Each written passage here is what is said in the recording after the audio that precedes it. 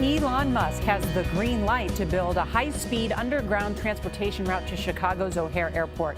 Musk said yesterday his Boring Company won the bid to build a system using electric vehicles to carry passengers through tunnels. He predicted it would be ready within 3 years. Chicago's Mayor Rahm Emanuel calls it the fast lane to the city's future. Dean Reynolds spoke to Musk and Emanuel about the plan that promises to outpace Chicago's famous L trains. This animation shows how Elon Musk's Boring Company plans to transform transportation. Passengers could one day travel like this from downtown Chicago to O'Hare International Airport. Gliding on electric skates, as many as 16 people would be swept along at speeds well in excess of 100 miles an hour, making the nonstop trip in 12 minutes. Compare that to an hour of hell or more in a car during Chicago's rush hour, or the 45 minutes on mass transit for the same journey. Mr. Musk, why? Why do you do this? It seems like we've been stuck in traffic for decades, I don't know, better part of a century. And there's a lot of skepticism that this can be done at all. Look, there were doubters about putting a man on the moon. On anything that's new, there will be doubters. Chicago Mayor Rahm Emanuel and the tech entrepreneur turned billionaire businessman Musk say it's time to give Chicago 21st century transportation.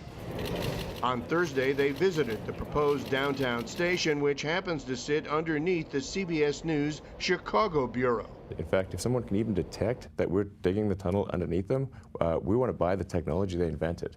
The sturdiness of the tunnels is a safety concern and the disposal of the tunnel dirt an environmental one. But if the concerns are answered, Musk says digging could start in 3 to 4 months, and the first passengers could be aboard in 3 years, 30 to 60 feet underground. Musk is hoping to dig a tunnel in California to showcase the technology and is working with officials in the Northeast Corridor on a similar idea, though red tape is slowing his progress. Musk certainly knows something about being in a hole. He just laid off 9% of his workforce at Tesla because of a financial reorganization. 2, 1, liftoff. But his SpaceX rockets are now part of the nation's exploration efforts, and Musk remains bullish. I think this is something that's new and exciting. It's not just the same old thing. America's about trying bold new things and trying new technologies that are really going to inspire people for the future. It's predicted the system could carry 2,000 passengers in either direction every hour, with the so-called skates leaving at 30-second to 2-minute intervals. The price?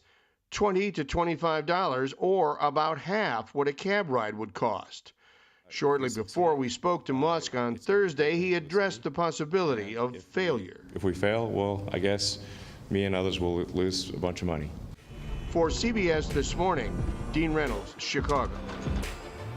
I love a Dean piece. Dreaming big.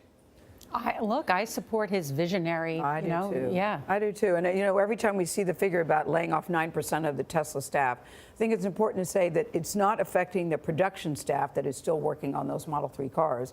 It's my understanding that it was white-collar employees that were laid off. Still, it is a layoff, and we can't make light of that. But he's still on track for doing what he said he wanted to do.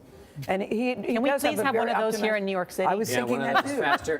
It would be nice to replace the soul-deadening traffic wait to get to the airport. I wouldn't mind if he suggested that in New York. He's always thinking big. And if it doesn't work, he goes back and tries it again. Yeah. Nothing wrong with that.